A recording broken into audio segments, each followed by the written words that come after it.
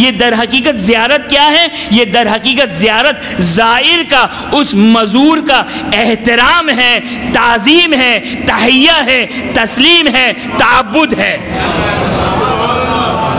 یہ در حقیقت وہ احترام ہے کہ جس کی زیارت کو ہم جا رہے ہیں۔ توجہ کریں، یہ جو ایک عجیب کنسپٹ ہے، یہ بھی کام کی بات ہے۔ ایسا نہیں ہے کہ اب مجھے کوئی حدیث ادھر ادھر کی یاد آ گئی تو میں چلیں آپ لوگوں کو سنا دوں، میں بھی اپنا ٹائم پاس کروں، نعوذ باللہ من ذالک۔ نہیں، یہ بھی ایک جو کل میں نے ایک لفظ استعمال کیا تھا کہ میں ہر روز اس لفظ کو استعمال نہیں کرنا چاہتا ہوں، آپ لوگ اس لفظ کو یاد کر لیجئے گا۔ وہ لفظ کیا ہے؟ اگر یاد نہ ہو تو میری کل کی تقریر سن لیجئے گا، فقط اس لفظ سننے کے لیے۔ میں بار بار وہ لفظ نہیں سننا چاہتا ہوں کہ وہ فکر آہستہ آہستہ ہمارے شیعوں اور جوانوں میں آہستہ آہستہ سرایت کر رہی ہے، اور زیارت کو اتنا حقیر قرار دیا جا رہا ہے، نعوذ باللہ نعوذ باللہ نعوذ باللہ۔ اور اگر کوئی شخص عمدن یہ کر رہا ہے تو خدا بہرحال بی بی کو جواب دینے والا ہے کہ اگر کوئی یہ کہے کہ بھائی زیارت پہ جانا کیا کمال ہے، زیارت پہ جانا کیا کمال ہے، نعوذ باللہ۔ اس سے زیادہ جو سنگین الفاظ ہے میں وہ ممبر سے بولتے ہوئے مجھے شرم آ رہی ہے جو زیارت کے بارے میں بیان کیے گئے۔ زیارت در حقیقت تحیہ ہے، زیارت در حقیقت احترام ہے، زیارت در حقیقت مزور کی وہ تعظیم ہے۔ بات اگر سمجھ میں نہیں آ رہی تو اب اس حدیث کو ملاحظہ فرمائیے، توجہ کریں۔ یہ جو اب دائرے کو وسیع کر دیجئے، ابھی تک میں اپنے محدودے میں گفتگو کر رہا تھا، اب میں مخاطب ہو رہا ہوں اپنی کمیونٹی سے باہر افراد کے لیے بھی مخاطب ہو رہا ہوں۔ وہ بھی سن لے کہ زیارت، یہ جو کفر کا فتویٰ لگانے والے، ہم پر شرک کا فتویٰ لگانے والے، زیارت کے اوپر توسل کے اوپر اور زیارت کے اوپر کفر اور شرک کا فتویٰ لگانے والے، حوالہ ہے، توجہ کیجئے گا، حوالہ ہے زمخشری، جار اللہ زمخشری، تفسیر کشاف، بہت بڑا نام ہے، یاد رکھیے گا میرے بچے اور جوان۔ اہل سنت کے بہت بڑے مفسر کا نام ہے جار اللہ زمخشری، بہت بڑے اہل سنت کے مفسر کا نام ہے۔ اتنا بڑا نام ہے کہ علماء اہل سنت بھی ان کی علمیت اور ان کے مقام کے سامنے گھٹنے ٹیک دیتے ہیں۔ اور ایک جملہ جو میں ہمیشہ ایک بات کہتا ہوں، اور اس زمانے میں اب اس کی زیادہ تاکید ہے کہ میں اس جملے کو ضرور بضرور بیان کروں، یاد رکھیے گا میرے بچے اور جوان، یاد رکھیے گا، اگر کوئی فضیلت آل محمد کی فضیلت اگر غیروں کی کتاب میں اگر آ جائے، آنکھ بند کر کے اسے لے لیا جائے، نہ دیکھا جائے کہ اس کی سند صحیح ہے یا نہیں، اس کا راوی کون ہے یا نہیں، اس کا راوی ضعیف ہے یا نہیں، یاد رکھیے گا۔ اور بالخصوص جتنا بڑا متعصب وہ مفسر ہوگا، عالم ہوگا، جب وہ اپنی کتاب میں فضیلت اہل بیت اطہار علیہ السلام بیان کر لے تو یاد رکھیے گا یہ فضیلت اتنی حتمی ہے، یہ فضیلت اتنی یقینی ہے، یہ فضیلت اتنی سرٹن ہے، یہ فضیلت اتنی یقینی اور 100% ہے کہ وہ مجبور ہے کہ آل محمد کی فضیلت کو لکھے۔ یہ آج ہمارے بچوں اور جوانوں کو ایک فیشن مل گیا ہے، ایک کھیل مل گیا ہے، پتہ نہیں یہ حدیث صحیح ہے یا نہیں، اپنی علمیت کا اظہار کرتے ہیں کہ ہم بھی کچھ جانتے ہیں، ہم بھی کچھ پڑھے لکھے ہیں، اگرچہ یہ سند، کسی بھی روایت کی سند، اگرچہ ہمارا کرائٹیریا، پھر بیان کر دوں، ہمارا کرائٹیریا، توجہ کیجئے گا، خدا را دین آل محمد کو کھیل نہ بنائیں، دین آل محمد کو ملعبہ نہ بنائیں کہ جو ہمیں پسند آئے دین آل محمد سے اس کو لے لیں۔ نہیں، تسلیم کا مطلب کیا ہے؟ تسلیم کا مطلب یہ ہے جو ہمارے مزاج کے مطابق نہ بھی ہو اسے لے لیں، جو ہمارے مزاج کے مطابق نہ ہو، ایسا ہونا نہیں چاہیے۔ ہم کوشش کریں کہ ہماری تربیت ایسی ہو کہ آل محمد کے مزاج کے ساتھ میچ کریں۔ خیر، اختصار کے ساتھ مہربانی اپنی سلوات پڑھا دی تاکہ میں ڈائریکٹ جو وہ اس روایت پر آ جاؤں۔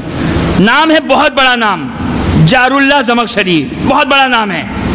وہ اپنی کتاب میں اس حدیث کو بیان کر رہے ہیں۔ حدیث آپ لوگ کی سنی ہوئی حدیث ہے، لیکن پھر میں آپ کو کہہ رہا ہوں، اگرچہ ہم نے روایت کا ایک حصہ سنا ہے، اس روایت کی، جس روایت کو میں ابھی بیان کرنے جاؤں گا، اس روایت کے تقریباً 8 سے 9 بند ہے، ٹکڑے ہیں، جز ہے، اجزاء ہیں، 8 سے 9۔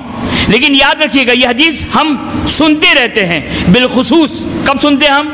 جب بالخصوص کوئی فاتحہ خوانی کی مجلس ہوتی ہے، الحمدللہ الحمدللہ ہمارے فاتحہ خوانی کی مجلس میں اس حدیث کو پڑھا جاتا ہے تاکہ بچوں کو پتہ چلے کہ کس ولایت پر ہیں،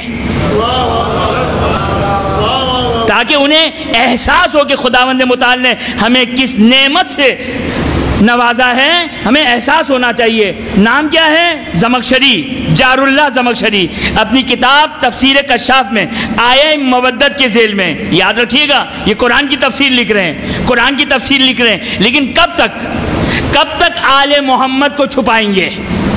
جب آئے قُلْ لَا أَسْأَلُكُمْ عَلَيْهِ أَجْرًا إِلَّا الْمَوَدَّةَ فِي الْقُرْبَى پہ پہنچیں گے تو مجبور ہے کہ آل محمد کی فضیلت کو لکھیں، مجبور ہے۔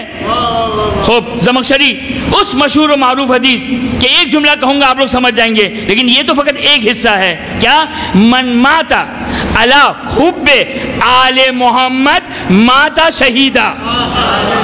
یہ کون بیان کر رہا ہے؟ یہ علامہ مجلسی بیان نہیں کر رہے ہیں، یہ شیخ مفید بیان نہیں کر رہے ہیں، یہ شیخ توسی بیان نہیں کر رہے ہیں، یہ علامہ ہلی بیان نہیں کر رہے ہیں، کوئی شیعہ بیان نہیں کر رہے ہیں کہ کہیں بھائی یہ تو رافضی ہے، یہ تو غالی ہے، نہیں، جار اللہ زمخشری تفسیر کشاف میں یہ بیان کرتا ہے من مات علی حب آل محمد، آل محمد کی محبت میں اگر کوئی مرتا ہے تو چاہے اپنے بستر مرگ پر ملک الموت اس کی روح کو قبض کرے، لیکن اس کا درجہ شہادت کا درجہ ہے۔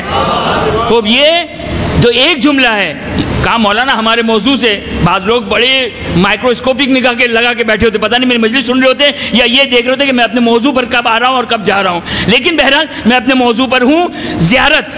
خوب 7 سے 8 جملے یا 9 جملے، میں دقیقاً اس میں یاد نہیں مجھے کہ یہ کتنے جملے رسول کی حدیث ہے، یاد رکھیے گا یہ حدیث یہ زمخشری کی حدیث نہیں ہے، ایسا نہ کہ ہم کہیں کہ زمخشری نے کہا، نہیں، یہ رسول کی حدیث کو زمخشری کوٹ کر رہا ہے، زمخشری نقل کر رہا ہے۔ من مات علی، توجہ کیجئے گا ایک جملہ نہیں، من مات علی حب آل محمد مات شہیدا، من مات علی حب آل محمد مات مغفورا، من مات علی حب آل محمد مات تائبا، کہ جو آل محمد کی محبت میں مرے شہادت کے ساتھ مرتا ہے، جو آل محمد کی محبت پہ مرتا ہے مغفور مرتا ہے، خدا اس کے گناہوں کو بخش دیتا ہے۔ من مات علی حب آل محمد مات تائبا، توبہ کی حالت میں مرتا ہے۔ کوئی شیعہ پڑھتا، کوئی شیعہ ممبر سے پڑھتا تو فوراً الزام ہوتا کہ بھائی مولانا ایسی باتیں نہ کرے کہ جس کی وجہ سے، نہیں، یاد رکھیے گا یہ انسان کو حدیث گناہ کی طرف نہیں لے جاتی ہے، یہ انسان کو محبت کی طرف لے جاتی ہے، عشق کی طرف لے جاتی ہے۔ اور شافعی، امام شافعی جب ہم جاتے ہیں امیر المؤمنین کے در پر پہنچتے ہیں، اب یہ شعر بھی میرے ذہن میں ابھی آ گیا لہذا سنتے چلے، جب ہم امیر المؤمنین کے در پر پہنچتے ہیں وہاں پر تختی لگی ہوئی ہے، 4 اشعار لکھے گئے ہیں، 4 اشعار لکھے گئے، کیا؟ علی حبہ جنہ، یہ کس کی اشعار ہے؟ یہ میرے اشعار نہیں ہے، یہ علامہ ہلی کے اشعار نہیں ہے، یہ مقدس اردبیلی کے اشعار نہیں ہے، یہ کسی شیعہ کے عالم نہیں ہے، امام شافعی، اہل سنت کے امام شافعی کے اشعار ہے۔ فرماتے ہیں علی حبہ جنہ، علی وہ ہے کہ جس کی محبت جہنم کی آگ سے سپر ہے، کہہ رہا ہے یہ امام شافعی۔ اب کیوں کہہ رہا ہے یہ خود وہ جانے اور اہل بیت جانے اور خدا بہتر جانے کہ وہ کیوں کہہ رہا ہے، آخر کیا غرض ہے، لیکن علی حبہ جنہ وسیع المصطفیٰ حقا، وسیع المصطفیٰ حقا، امام الانس والجنہ، قسیم الجنت قسیم النار والجنہ، امام الانس والجنہ، یہ 4 اشعار ہے۔ پہلا شعر کا ترجمہ آپ نے فرما لیا، وسیع المصطفیٰ حقا، کہ جو مصطفیٰ کا حقیقی وسیع ہے، یعنی بتا دیا کہ وسیع بعض ملاوٹی ہیں بعض حقیقی ہیں، بتا دیا کہ بعض صاحب ولایت حقیقی ہیں اور بعض بن بیٹھے ہیں۔ وسیع المصطفیٰ حقا قسیم النار والجنہ، یہ کون کہہ رہا ہے؟ یہ شیعہ نہیں کہہ رہا ہے، شیعہ نہیں کہہ رہا ہے، یہ امام شافعی کہہ رہے ہیں کہ میں اس کے در پر ہوں علی حبہ جنہ وسیع المصطفیٰ حقہ قسیم النار والجنہ، کہ جب کسی نے امیر المومنین کے سامنے حضرت ابو طالب سلام اللہ علیہ وآلہ، کہ جب حضرت امیر المومنین کے بعد سامنے جب جناب ابو طالب کے شان میں گستاخی کی اور نعوذ باللہ اہل نار سے تشبیہ دی، تو امیر المومنین یاد رکھیے گا کہ یہ خطیب تو جذباتی ہو سکتا ہے لیکن علی ابن ابی طالب جذباتی نہیں ہو سکتے۔ ما ینطق عن الہوی ان ہوا الا وحی یوحی، علی جو بھی کہے گا وہ وحی الہی سے متصل ہے۔ جب امیر المومنین کو جلال میں لے کر آ گئے تو امیر المومنین نے کہا تو کہتا ہے میرا باپ جہنم میں جائے گا، جبکہ اس کا بیٹا وہ ہے جو جنت و جہنم کو تقسیم کرنے والا ہے، امام الانس والجنہ۔ یاد رکھیے گا امیر المومنین کی ولایت، امیر المومنین کی ولایت، امیر المومنین کی ولایت فقط مجھ پر راج پر نہیں ہے۔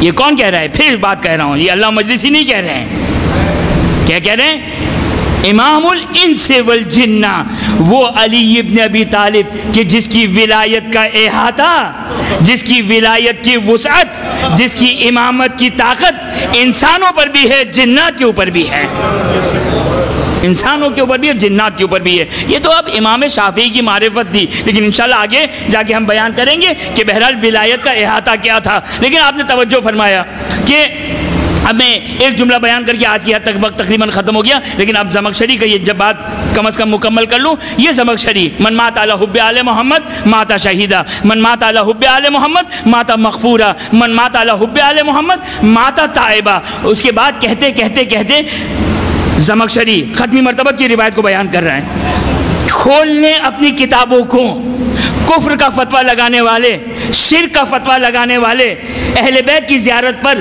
کفر اور شرک کا فتویٰ لگانے والے اپنی کتاب تفسیر کشاف کو کھول لیں۔ کیا کہتے ہیں؟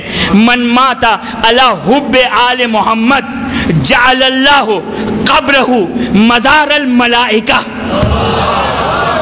جو بھی آل محمد کی محبت پہ مرتا ہے خدا اس کی قبر کو ملائکہ کے لیے زیارتگاہ بناتا ہے۔